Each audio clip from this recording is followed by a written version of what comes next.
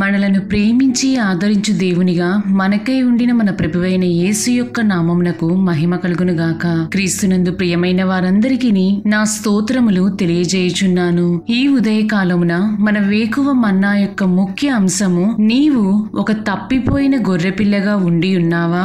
దీని ధ్యానార్థమై మనము లూకా సువార్త 15వ అధ్యాయము 6వ వచనము వైపు మన పరిశుద్ధ గ్రంథమును త్రిప్పెదముగాక.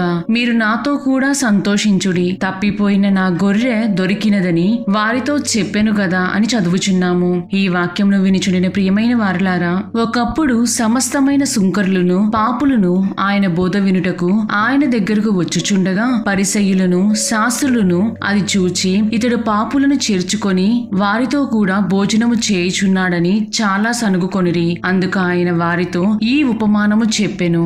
మీలో ఏ మనుష్యునికైనను 100 గొర్రెలు కలిగి ఉండగా వాటిలో ఒక్కటి తప్పిపోయిన ఎడల అతడు 99 అడవిలో విడిచిపెట్టి తప్పిపోయినది దొరుకు వరకు దానిని వెతక వెళ్ళడా? అది దొరికినప్పుడు సంతోషముతో దానిని తన భుజముల మీద వేసుకొని ఇంటికి వచ్చి తన స్నేహితులను పొరుగువారిని పిలిచి, మీరు నాతో కూడా సంతోషించుడి, తప్పిపోయిన నా గొర్రె దొరికినదని వారితో చెప్పును కదా అని మనము అదే అధ్యాయము 1వ వచనము నుండి 6వ వచనము వరకు చదివినట్లయితే గమనించగలము. ఒక మనుష్యునికి తప్పిపోయిన గొర్రె పిల్లయే తిరిగి దొరికినప్పుడు అంత సంతోషం ఉన్నట్లయితే, ఒక పాపి రక్షించబడి దేవుని వైపు తిరిగినప్పుడు తన సత్ప్రవర్తన చూచి ఆ పరమ తండ్రి ఇంకా ఎంతగా సంతోషించునో చూడుడి. మనము లూకా సువార్త 15వ అధ్యాయము 7వ వచనమును గమనించినట్లయితే, అటువలే మారు మనసు అక్కరలేని 99 మంది నీతిమంతుల విషయమై కలుగు సంతోషము కంటే మారు మనసు పొందు ఒక్క పాపి విషయమై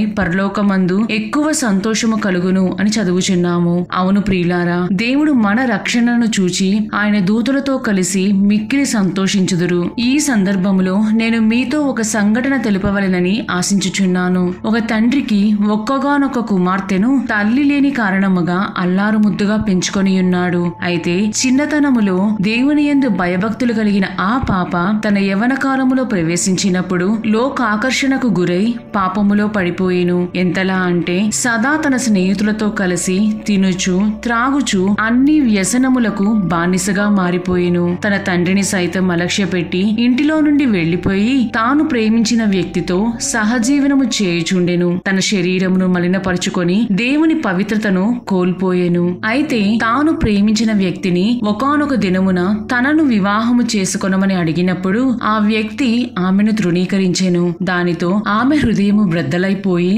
ఆమె చేసిన పాపమునకు కుమిలిపోయెను.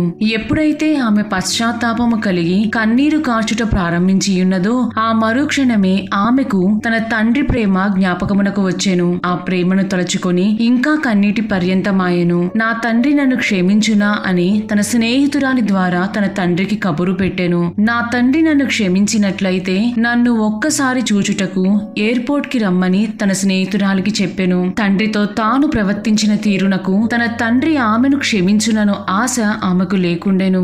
భారము కలిగిన హృదయముతో కన్నీటితో ఎయిర్పోర్ట్ నుండి బయటకు వచ్చి ఉన్నది. అయితే అంతకంటే కన్నీటితో తన తండ్రి అప్పటికే వచ్చి ఆమె కొరకు వేచి ఉండుట చూచి ఆ కుమార్తెకు సంతోషం ఆగలేదు. పరిగెత్తుకుంటూ వెళ్లి తన తండ్రిని గట్టిగా కౌగిలించుకొని వెక్కి వెక్కి ఏడ్చుచు క్షమాపణ అడిగి ఉన్నది. తన తండ్రి ఆమెను సంతోషముతో అంగీకరించెను. ఆ విధముగా తన తండ్రి ఆమె తప్పులను క్షమించుట ద్వారా తిరిగి ఆ తండ్రి ఇంటిలో తన స్థానమును సంపాదించుకొనెను. ప్రియమైన దేవుని బిడ్డ, నేడు నీవు ఏ స్థితిలో ఉండి ఉన్నావు? ఒకవేళ ఈ లోకములోని ఆకర్షణకు గురై నీ ఆత్మీయ స్థితిలో పడిపోయి అది గుర్తెరుగక దేవునికి దూరముగా వెళ్లి ఉన్నావా? నీవు ఒక తప్పిపోయిన గొర్రెపిల్లగా ఉండి ఉన్నావా? అయితే ప్రభువు నీ వైపే ప్రేమతో తన చేతులు చాపి పిలుచుచున్నాడు. దేవుడు నిన్ను అత్యధికముగా ప్రేమించి నీ పట్ల శ్రద్ధ వహించుచున్నారని గుర్తెరుగుము. నీవు ఆయన దృష్టిలో ఎంతో అమూల్యమైన వాడవు వాడవనియు అమూల్యమైన దానవనియు జ్ఞాపకముంచుకొనుము. నీవు ఎంత పాపపు ఊబిలో పడియున్నను నిన్ను వెతకి తన హక్కున చేర్చుకొని తన నిత్య రాజ్యములో వారసునిగా వారసురాలిగా చేయును. ఒక తప్పిపోయిన గొర్రెపిల్లగా నీవు ఆయనకు తిరిగి దొరికిన ఎడల నిన్ను ప్రేమతో చేర్చుకొని ఆ నిత్యానిత్యములో తన దూతలతో కూడా సంతోషించి ఆర్భటించుదురని గ్రహించుము. కరుణా సంపన్నుడిగా మనకు వాత్సల్యతను చూపుచు నశించిపోకుండా మనలను కాపాడుచున్న ఆ దేవాది దేవునికి కృతజ్ఞతాస్తుతులు చెల్లించుచు పాపములో పడకుండా మన పరిశుద్ధతను కాపాడుకొనవలెను. ఆ విధముగా జీవించుటకు ప్రభువే మనందరికీ సహాయము చేయుదురుగాక. దేవుడు మిమ్ములను మరియు మీ కుటుంబములను దీవించి ఆశీర్వదించి కాపాడుదురుగాక. ఆమేన్.